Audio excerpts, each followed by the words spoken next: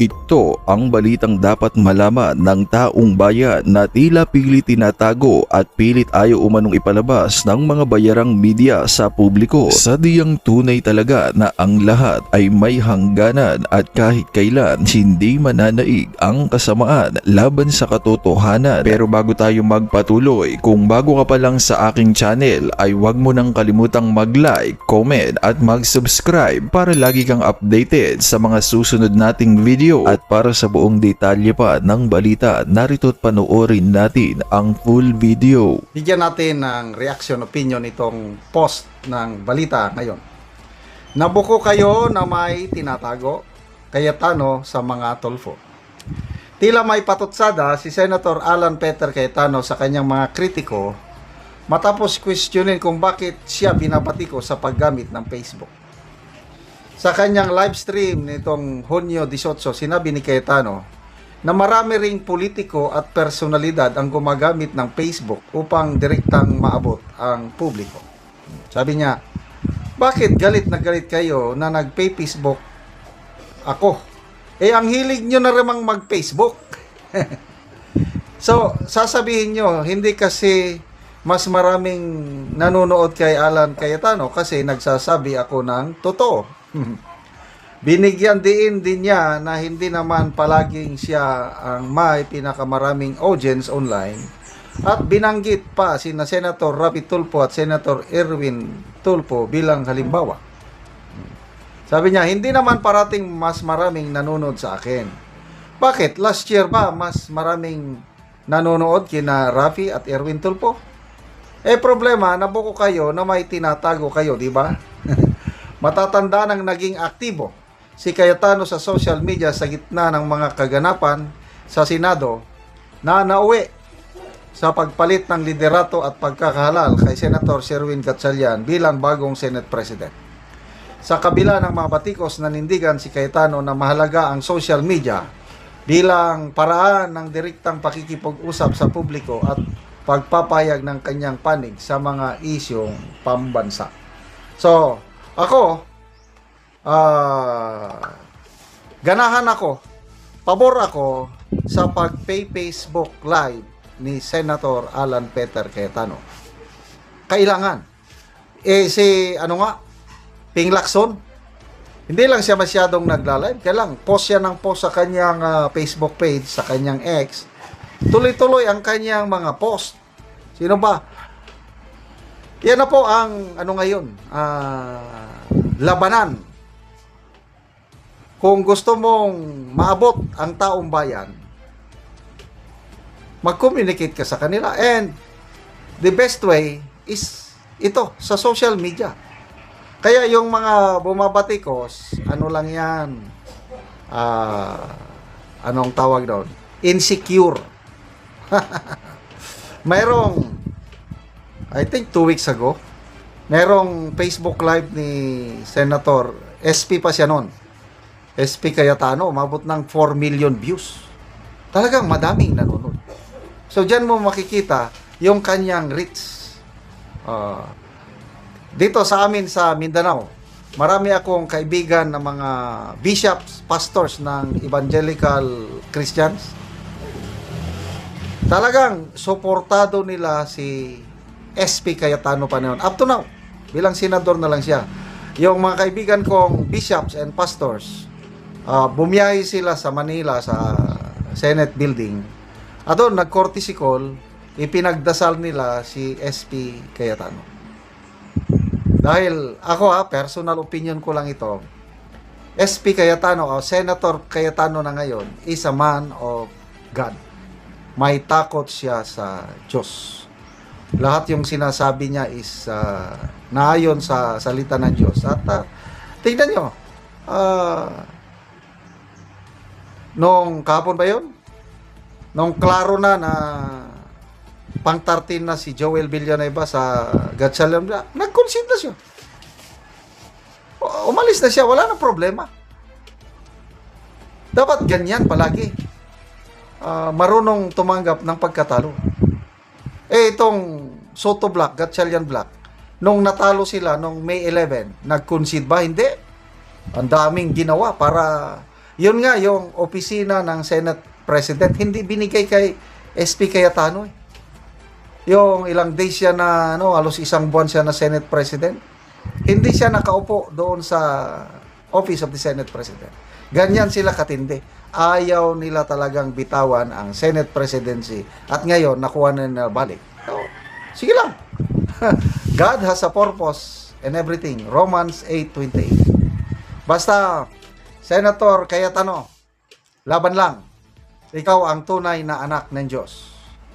Yung isa, yung brother mo, na tumalikod, kumabilang bakod, sabi niya, magkapatid pa rin lang daw kayo at the end of the day. O, di sige lang. Basta, wag nating kalimutan mga kaibigan, sabi ng Panginoon, hindi lahat ng tumatawag sa akin ng Lord, Lord ay kilala ko. Balang araw itatakwil ko sila sa kaharian ng aking amahan. Kanina may napanood akong video, Facebook reel. Pahayag ni Senator Villanueva, I will never destroy the good name given to me by my parents. It's priceless. Sabi sa Bible, kinot niya ang Bible, a good name is rather to be chosen than riches. Totoo naman. Aanin mo yung kayamanan. Wala ka namang karangalan. So, I don't know ngayon. Itong ginawa ni Senator Villanueva, karangalan ba niya yung ginawa niyang paglipat ng bakod? Diyos na lang at taong bayan ang humusga. May mga nababasa na akong post, mga JIL members umaalis na. Hindi pa naman siguro kasing dami. Kaya lang, naglalabas sila ng kanilang pagkadismaya sa ginawa ni Joel Villanueva. May kaibigan akong born again pastor na kanina lang akong nabasa. Nagpost siya ng larawan ni Joel Villanueva at Escudero, nakagano'n. Mga makabayan, makatao, makabansa. Ganito ang iluklok natin sa bilang lingkod bayan at uunlad ang ating bansa. Sabi ko, nung inanalyze ko, binasa ko mga comments, tumatawa yung mga nag-comment, sarcasm pala. Patotsada kay Joel Villanueva at Escudero na mga makabayan, makatao daw kailangan natin para umudlad ang bansa. Bigyan natin ng reaction opinion itong post ng DZMM Teleradyo. Pahayag ito ni BRC Chairperson Erwin Tulfo. Papatawag pa ba ang Brave 18 Marines? Ito ang sabi nyo. Mag-iimbestiga tayo, pero the question is, iikot na lang ba ang mundo natin sa flood control? Parang ayaw niya na ng flood control. Can't we move forward? Marami pa namang problema na dapat imbestigahan. So, parang unti-unti ng goodbye flood control.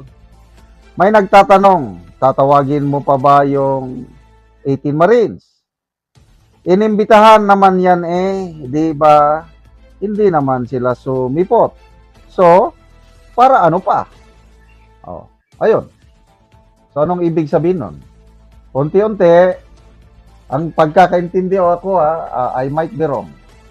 Unti-unti, ang BRC iiwanan na ang investigasyon sa flood control. Kasi mag-move on na tayo, marami pa namang anomalya. Okay. Tapos yung Brave 18, dahil inimbitahan ng una, hindi naman sumipot, wala na. Iimbitahan mo pa ba? Sabi ni Attorney Baligod, na-late lang daw sila dahil hindi sila pinapasok sa Senado. Hinanapan sila ng mga QR code ba yun? Kaya na-delay.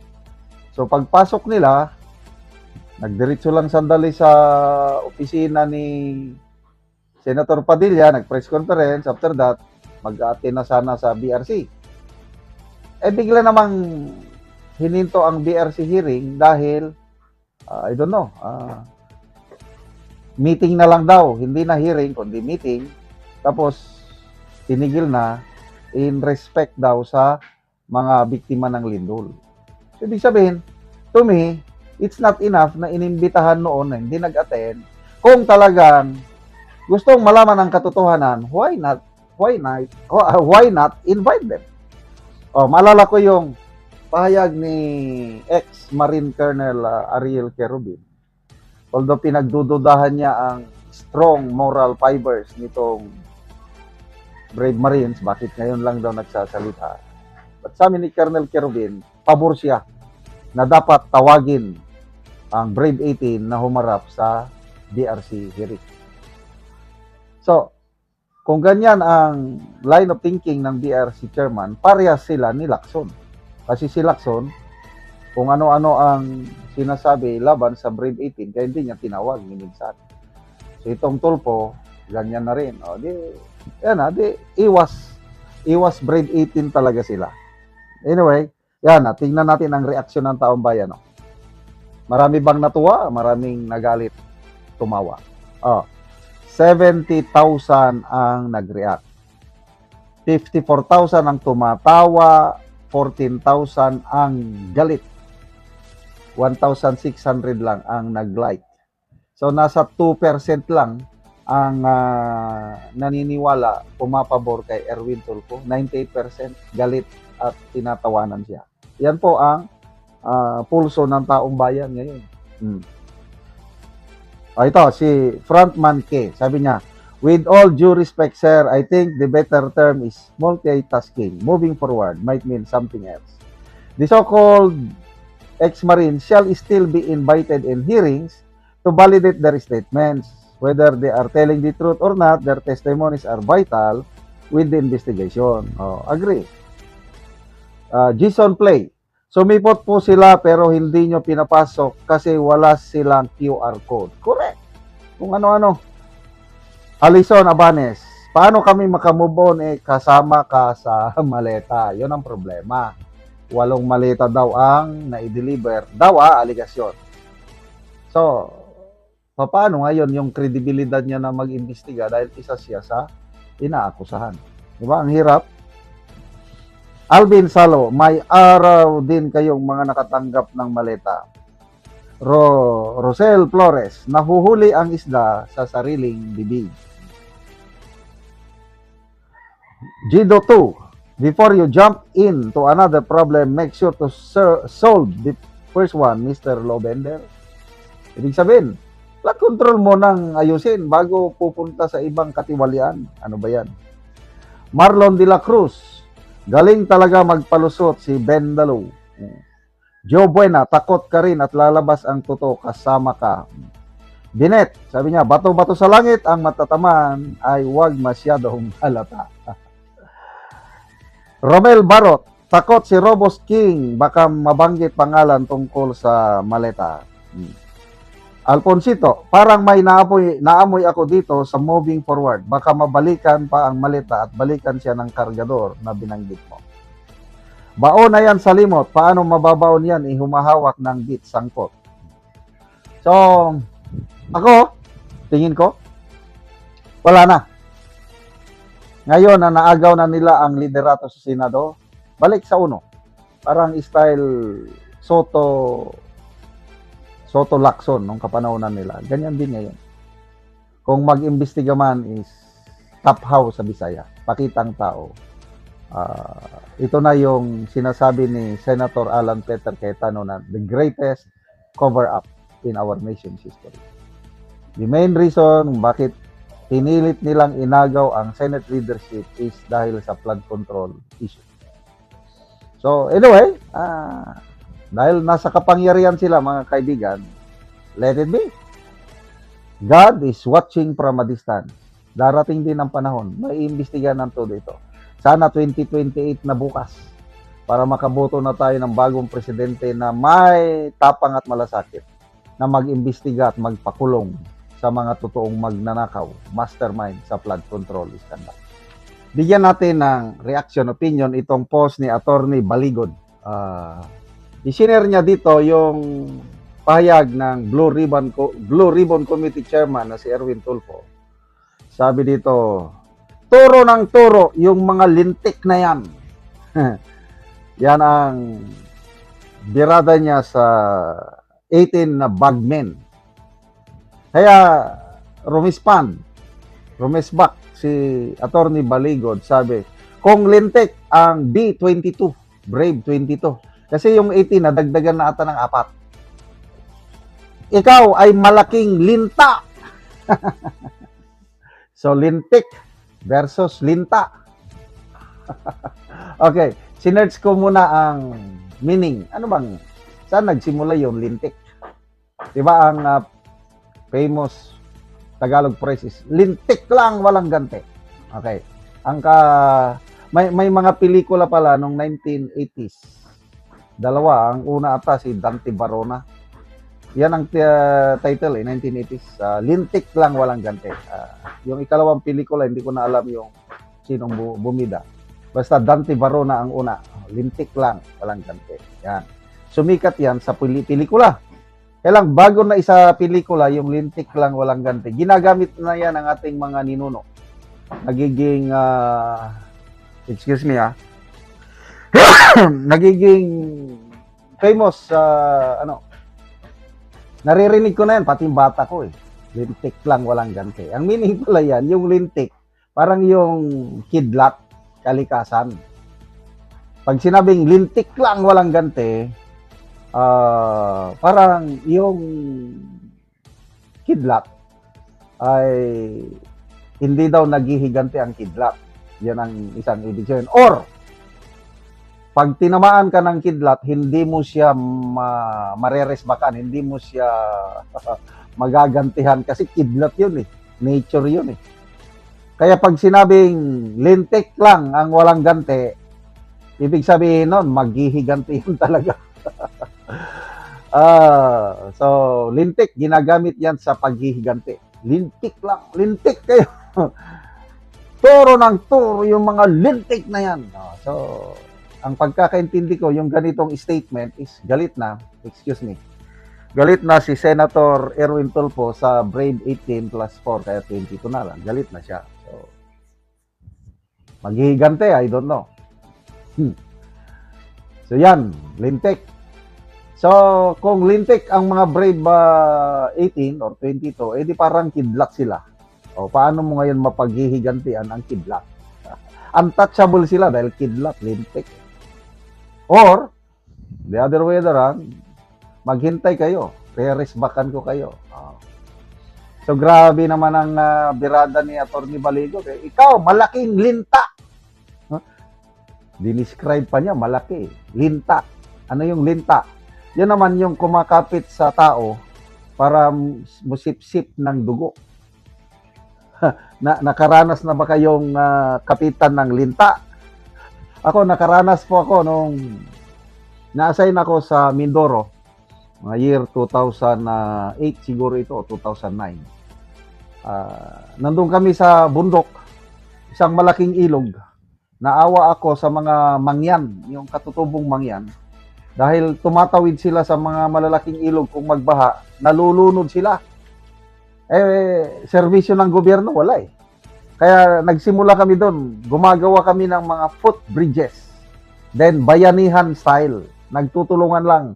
Mga sundalo, mga kafgo namin, partnership sa mga tao. Wala lang, maghanap kami ng malaking kahoy, malaking, yung dire-diretso. Igano namin lang. So kung hindi masyadong malapad ang ilog, so isang ganon, mga 15 feet na kahoy, tapos na, may tulay na. Kaya lang, ito, sa okasyong ito is, kailangan namin magtayo ng poste sa gitna. Kasi mahaba. Mga 40 feet na ata ang lapad ng ilog. So, nagpatayo kami ng poste sa gitna, tapos poste na rin dito sa gilid-gilid. So, nandun kami sa tubig. By that time, hindi pa lumalaki yung tubig dahil summer So, ganun. Tumutulong ako. Brigade commander ako by that time. Mamaya, sinabi ng kapgo, sir, huwag kang matatakot sabi niya. Bakit? Sa apaan nyo, sir, ang dami ng linta. Ha? Alimatic pala ang tawag nila doon. O, linta, alimatic. Tama ba yun? Linta, alimatic. Tinignan ko nga, ang dami. Siguro mga 4 o 5 nakakapit dito sa aking paa, dito sa legs. So, ninervyos ako. Anong gagawin ko? Sabi ng mga ko, pabayaan nyo lang, sir. Pag nabusog yan, bibitaw na lang bigla. Aalis sa'yo pag nabusog. Hindi mo pwedeng tanggalin dahil masugatan ng iyong ano. Ganun ba? Oo. Ako, pinabayaan ko lang din. Trabaho kami, trabaho. Totoo nga nung pauwi na kami, tinignan ko yung paa ko, wala na sila. Kasi nabusog na. Ganyan po ang linta. Sumisip-sip sa dugo ng kanilang biktima. So, grabing ilustrasyon ni Attorney Baligod kay linta. Anong ibig sabihin linta? Sinisip-sip niya. Ay, nako. So, grabe ng awayan dito. Goyo Galas, sabi dito, because of Robos Extreme, pati daliri, tumigas na rin. Nesabel, buti na lang talaga hindi ko binuto yan noon. Times 10 na sana ang pagsisisi ko ngayon. Fuentes Renan, sabi, feeling siga si Erwin. So, 400 million, sabi ni Bitangkor, bilis kitain dahil may malita. Kini-question siya ngayon dahil ang kanyang net worth 400 million. Kinita daw niya bilang broadcast journalist. Broadcast journalist, hindi naman masyadong malaki ang kita ng mga broadcast journalist. Anyway, Linta versus Lintek, sino ang panalo? Kaya naman anong masasabi mo sa balitang ito? Kung mayroon kang hinaing at komento ay mag-comment ka lamang sa ibaba ng videong ito. Maraming salamat.